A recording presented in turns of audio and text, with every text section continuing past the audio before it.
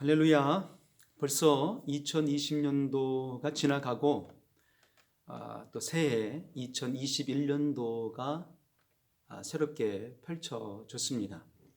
그리고 1월 6일이 되었죠. 새해가 되면 무엇인가 이뤄보고자 원하는 소망을 품게 됩니다. 저 개인적으로도 품는 소망이 있습니다. 정말 믿음의 열심을 내보리라는 그런 결단을 하게 되었는데요. 우리 모두도 이와 같이 하나님 앞에 올 한 해는 작년보다 좀 달라야 되겠다라는 결단을 하셨을 거라고 생각합니다. 그렇다면 그 믿음의 결단이 작심삼일이 되지 아니하고 정말 흔들리지 않는 믿음의 역사 속에 하나님 앞에 온전히 설 수 있는 올 한 해 그리고 평생의 날들이 되시기를 주님 이름으로 소원합니다. 그래서 무엇보다도 하나님이 기뻐 받아주시는 예배자의 삶으로 주님이 원하시는 교회를 이루고자 소원하는 그 믿음의 발걸음으로 여일하게 달려가시기를 진실로 소원합니다. 오늘 새해 첫 주 수요 예배를 하나님께 드리고자 원합니다. 각각의 초석 가운데에서도 우리의 믿음의 중심을 보시는 하나님 앞에 선자가 되어서 흔들리지 않는 예배, 하나님이 받으실 만한 예배로 성공하기를 주님 이름으로 소원합니다. 기도하겠습니다. 생명의 주가 되시고 믿음의 반석이 되신 우리 하나님 아버지, 2020년도가 지나고 우리에게 또 다른 새해 2021년도를 열어주셔서 감사합니다. 생명의 호흡을 연장하여 주시고 한 해의 삶을 이어주셨사오니 주신 이 한 해 가운데에 성령과 진리로 충만한 믿음의 삶으로 달려갈 수 있도록 우리를 붙드시고 주관하여 주옵소서. 무엇을 하고 무엇을 기도할지라도 하나님 앞에 선자가 되게 하여 주옵소서. 성령으로 이끌림 받는 자가 되게 하여 주옵소서. 우리의 모든 중심은 하나님께 향하여 있을 수 있는 믿음의 온전한 소유자가 되게 하여 주옵소서. 우리 각각의 처소에서 예배할지라도 우리의 예배를 받으시고 흠양하여 주시옵소서. 예수 이름으로 기도하옵나이다. 아멘.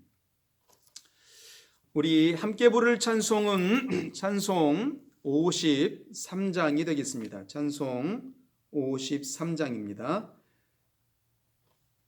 찬송 53장, 정말 우리의 예배를 받아 주옵소서 하는 그 간절한 소망 가운데 찬송하겠습니다.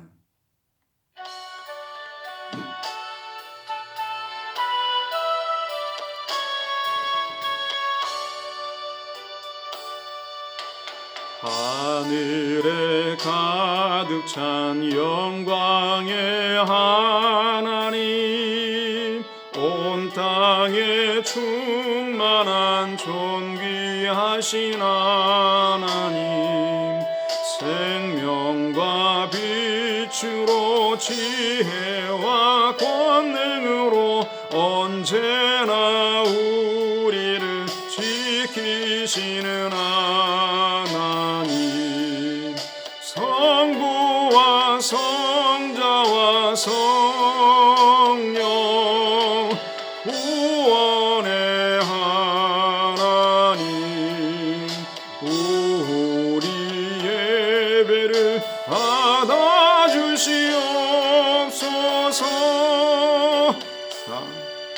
사랑이 넘치는 자비하신 하나님, 은혜가 풍성한 구원의 하나님, 참회의 심령에 평안을 줍시고 죄악의 허물을 용서하여 주소서. 찬송과 영광과 생명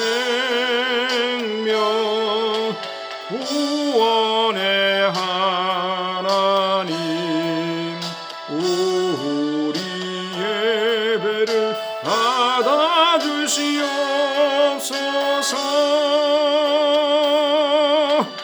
연약한 심령을 굳게 세워주시고 우둔한 마음을 지혜롭게 하시고 주의 뜻 받들어 참되게 살아가고 주 말씀 따라서 용감하게 하소서. 권능과 지혜와 사랑 구원의 하나님 우리 예배를 받아주시옵소서.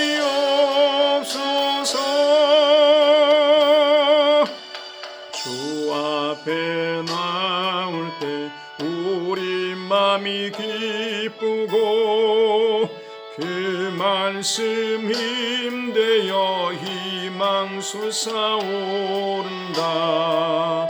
고난도 슬픔도 이기게 하옵시고 영원에 잇대어 살아가게 하소서. 우리의 자랑과 기쁨 구원의 하나님 우리 예배를 받아주시옵소서.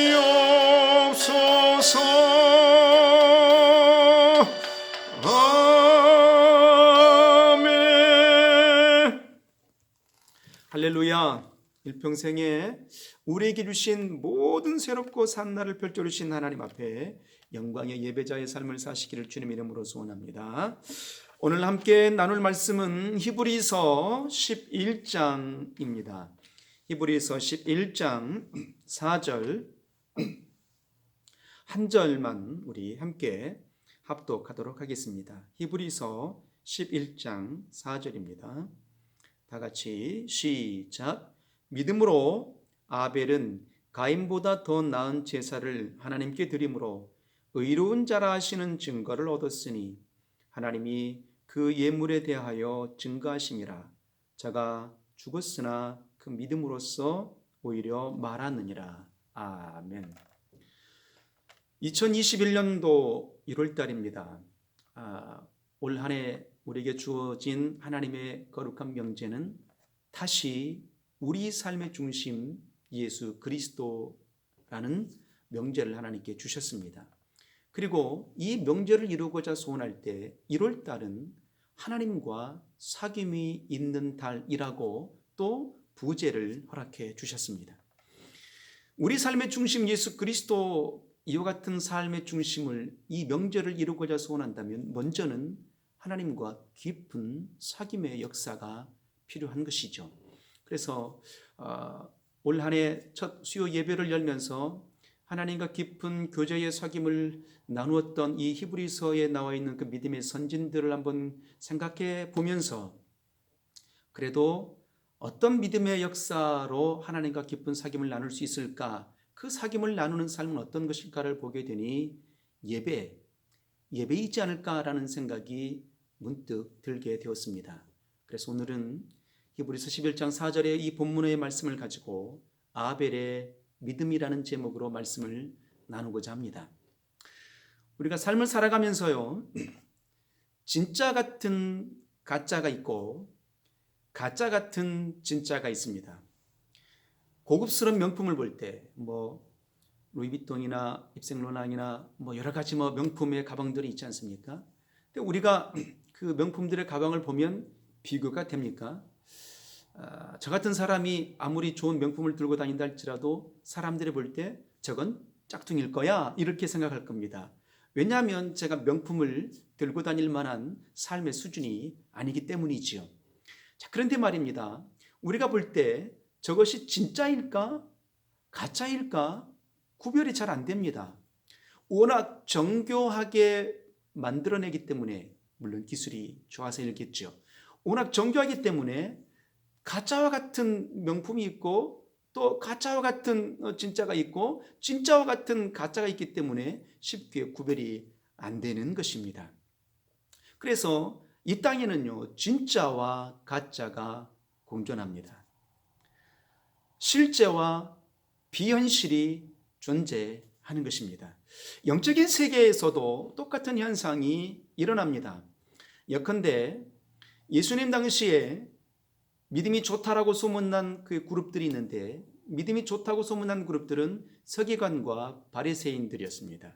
그래서 당시 유대인들 사이에는 만일 두 사람이 천국에 간다면 한 사람은 서기관일 것이고 다른 한 사람은 바리새인일 것이다 라고 말할 정도로 사람들이 보기에 아주 종교심이 특심하고 또 믿음에 열심히 특심하였던 인생들이 누구였느냐를 뽑게 되면 서기관과 바리새인들을 뽑게 되었던 것입니다. 그만큼 서기관과 바리새인들은 아주 신앙이 좋은 사람, 잘 믿는다고 소문이 난 사람들이었습니다. 사람들의 눈에 보기에는 진짜 같은 신앙인들이었지요.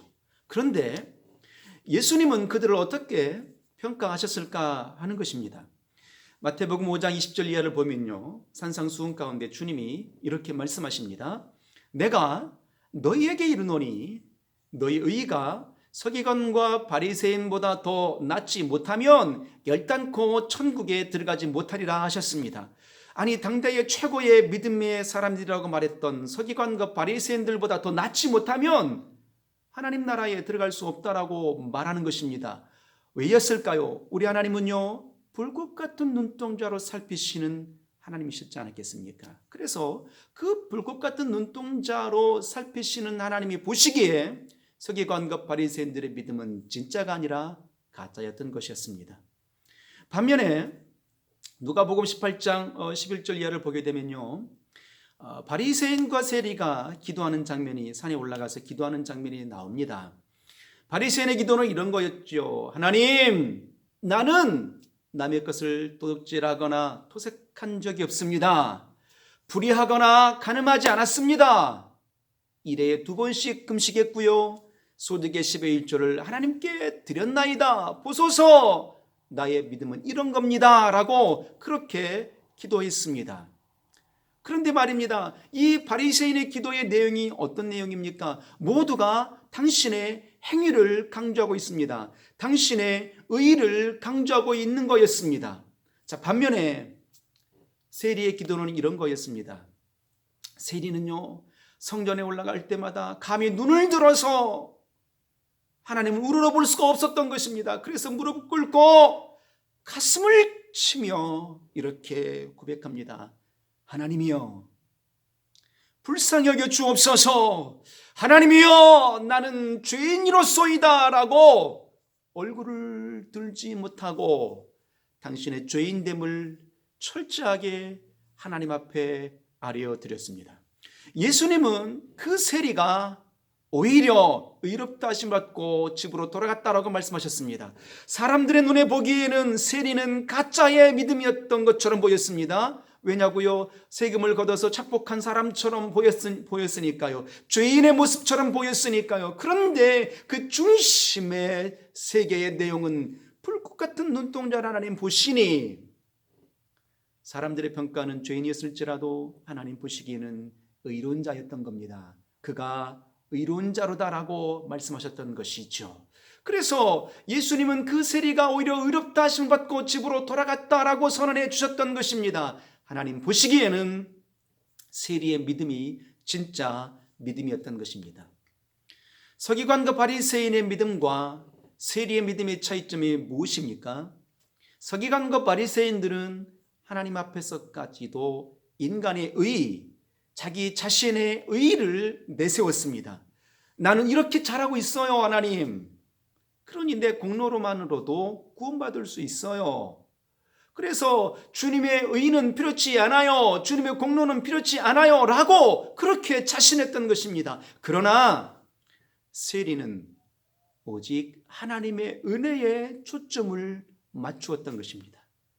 믿는다고 하면서 인간의 의, 자기 자신들의 행위와 공로를 내세운다면 그 믿음은 진짜일 수 없습니다. 오직 하나님의 은혜에 초점을 맞출 때 하나님 보시기에 진짜의 신앙인 것입니다. 오늘 본문에 나타난 아벨과 가인의 경우도 마찬가지입니다. 두 사람 모두 하나님을 믿고 제사를 드렸습니다. 그런데 하나님은 아벨의 제사만 연락하셨습니다. 하나님은 아벨의 믿음을 진짜라고 인정해 주셨지만 가인은 가짜에 불과하다고 말씀하셨습니다. 우리의 믿음은 과연 어떤가? 오늘 이 본문을 가지고 우리의 믿음을 되돌아보는 역사 있기를 소원합니다. 나는 진짜의 믿음의 소유자인가? 아니면 가짜의 믿음을 소유하고 있는 자인가 하는 것입니다. 내 의의를 드러내고 있다면, 내 행위를 드러내고 있다면 우리는 가짜입니다. 그렇지만 하나님, 마치 세리처럼 주여 나를 불쌍히 여겨 주옵소서, 나는 죄인입니다 라고 하면서 오직 하나님의 공로에 초점을 맞추고 하나님의 은혜에 초점을 맞추고 예배한다면 이는 진짜의 신앙일 것입니다. 아벨처럼 하나님께 인정받는 믿음의 소유자가 되기를 원합니다. 하나님을 기쁘시게 하는 믿음의 소유자가 되기를 원합니다. 오늘 우리가 배워야 될 이 믿음은, 본문 속에서 배워야 될 이 믿음의 역사는 아벨의 믿음입니다. 과연 아벨은 어떤 믿음을 소유했을까 하는 것이죠. 오늘 본문 히브리서 11장 4절 상반절에 이렇게 말합니다. 믿음으로 아벨은 가인보다 더 나은 제사를 하나님께 드림으로 라고 기록하고 있습니다. 믿음으로 아벨은 가인보다 더 나은 제사를 하나님께 드렸다. 더 낫다라는 말은 양적인 의미가 아니지 않습니까? 더 낫다라고 말하는 것은 질적인 의미를 말하고 있는 것입니다. 한마디로 가인의 제사는 믿음이 없는 제사였지만 인간의 의의를 강조하는 제사였다면 아벨의 제사는 믿음으로 드린 제사였던 것입니다. 곧 가인은 당신의 행위를 자랑하는 예배였던 거였습니다. 그렇지만 아벨은 오직 하나님의 공로, 하나님의 은혜에 초점을 맞췄던 그의 결과의 몫과 그의 과정의 몫이 달랐던 것입니다. 그 믿음의 질이 달랐던 것이죠. 그래서 창세기 4장을 보게 되면요, 가인과 아벨이 제사를 드린 장면이 나오지 않습니까? 창세기 4장에 아담과 하와가 범죄하고 난 뒤에 에덴 동산에서 쫓겨납니다. 그리고 난 다음에 태어난 아들들이 가인과 아벨입니다. 그래서 가인과 아벨은 하나님을 뵌 적이 없습니다.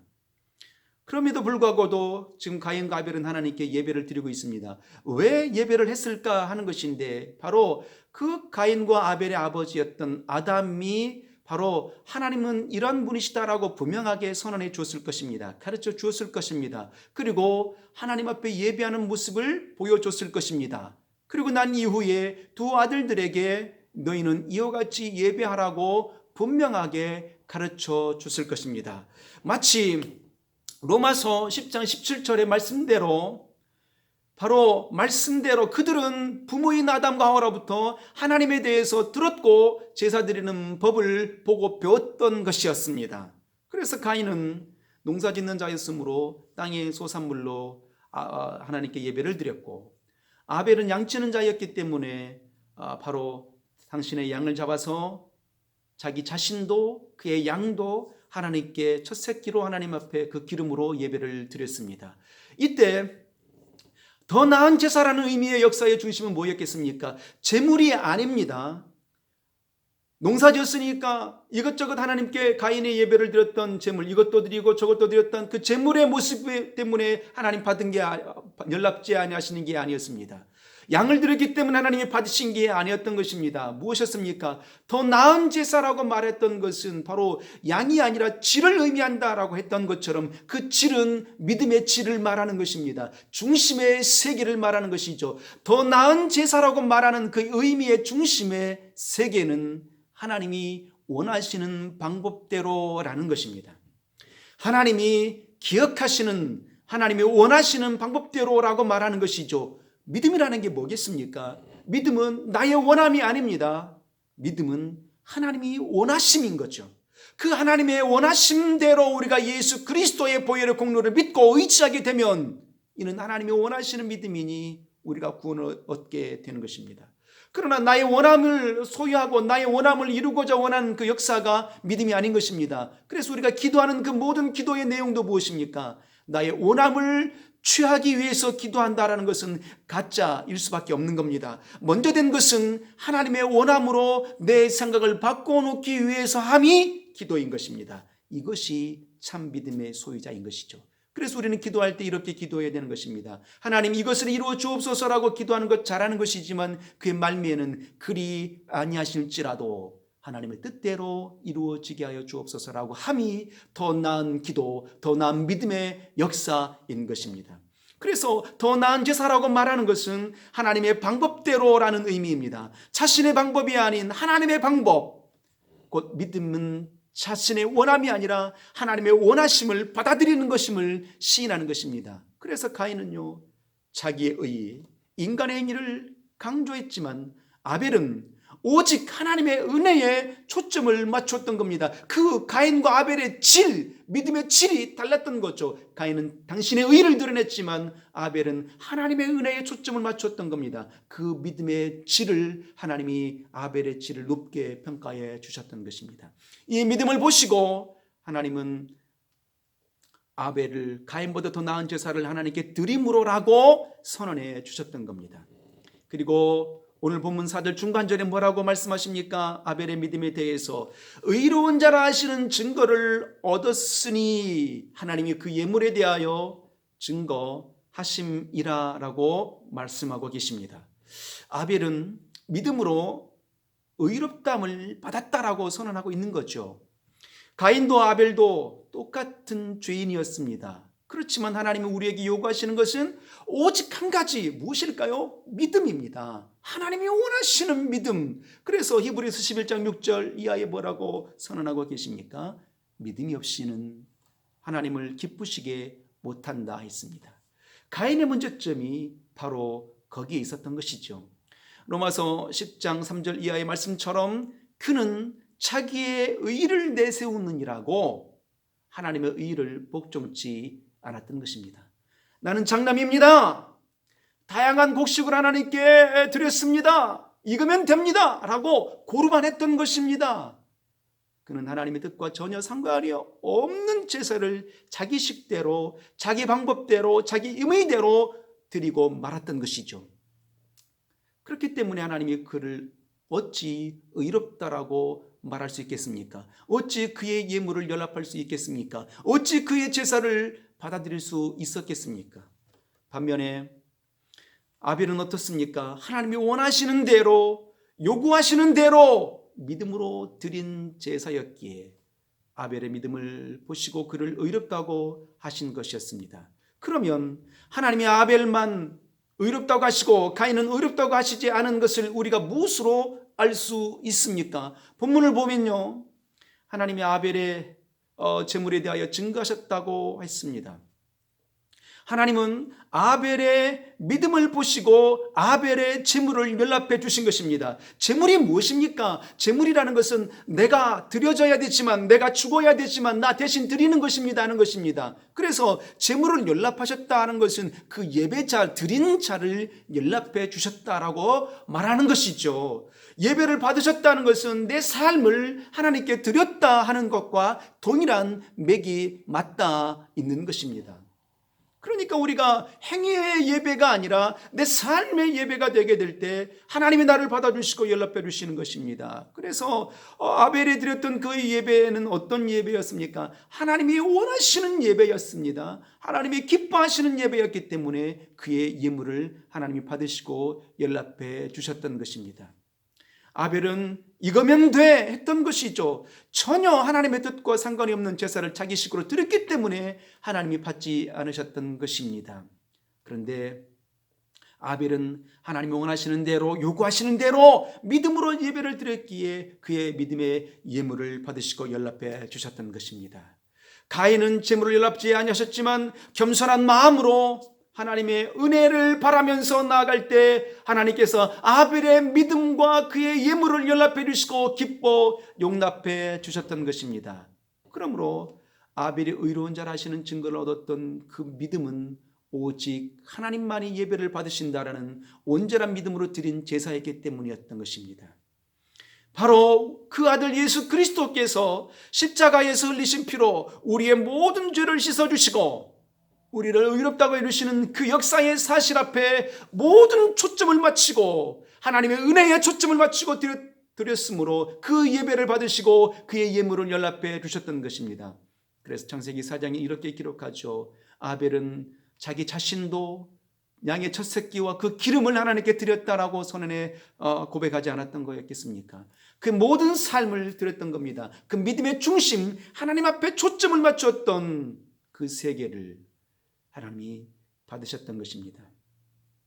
그 아들 예수 그리스도께서 십자가에서 흘리신 피로 우리의 모든 죄를 씻어주시고 우리를 의롭다고 해주시는 그 역사 앞에 아벨은 그렇게 중심의 세계로 예배를 드렸던 것입니다.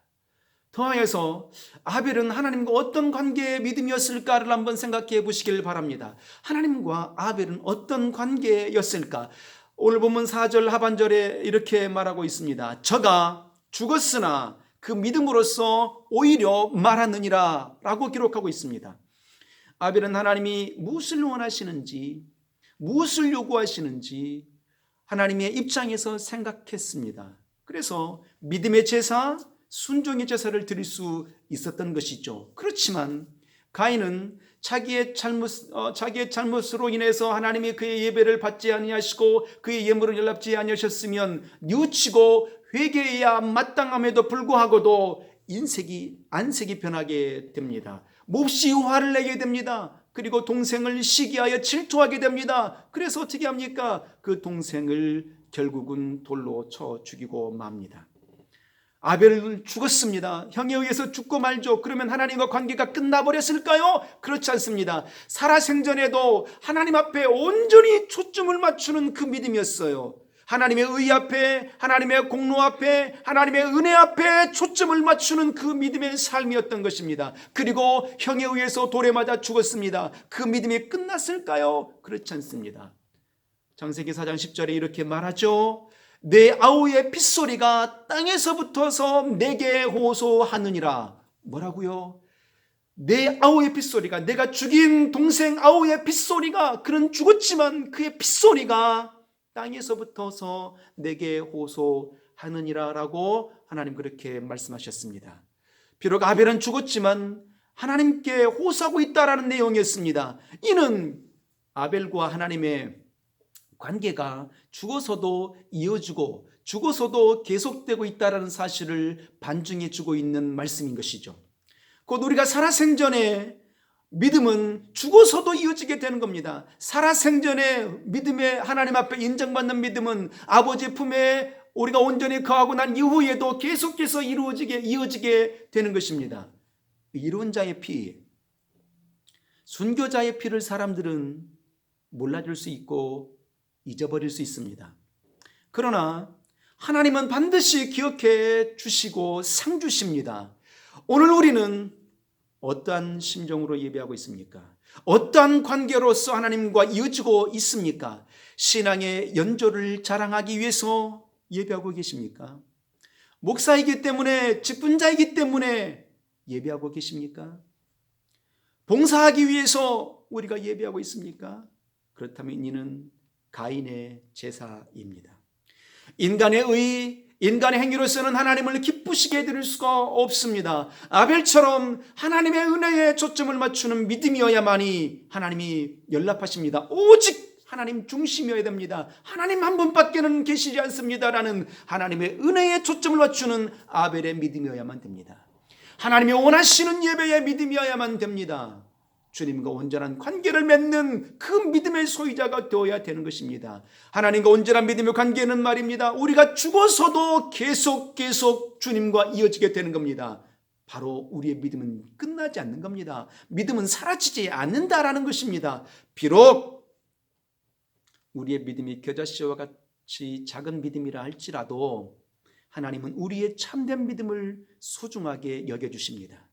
아벨처럼 하나님이 기뻐하시는 믿음, 인정하시는 믿음을 소유하는 자가 되기를 주 이름으로 소원합니다. 오직 하나님의 은혜에 초점을 맞출 수 있는 아벨과 같은 예배자가 되시기를 주의 이름으로 소원합니다. 올 한 해 우리에게 열어주신 그의 이후의 중심이 무엇이었겠습니까?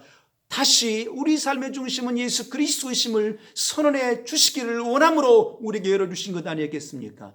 하나님과 깊은 사귐을 갖는 자가 되기를 원하심으로 우리에게 이 해를 열어주시지 않았겠습니까? 그렇다면 오직 아벨처럼 하나님께 그의 은혜에 초점을 맞출 수 있는 신앙인의 삶이 되시기를 주 이름으로 소원합니다. 할렐루야. 기도하겠습니다. 생명의 주가 되시고 믿음의 반석이 되신 우리 아버지 하나님, 우리에게 열어주신 이 한 해의 발자취 위에 아벨처럼 하나님의 은혜에 초점을 맞출 수 있는 온전한 예배자가 되게 하여 주옵소서. 하나님과 거룩한 믿음의 관계를 이어갈 수 있는 세계자가 되게 하여 주옵소서.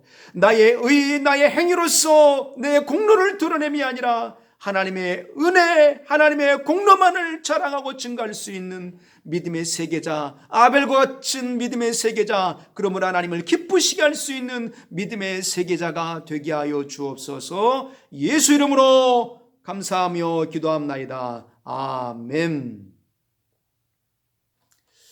감사합니다. 올 한 해 새롭게 열어주셨으니 오직 하나님 앞에 초점을 맞추고 나아가는 믿음의 발걸음이 되시길 주님 이름으로 축원합니다. 감사합니다. 모든 영광 하나님께 돌리겠습니다.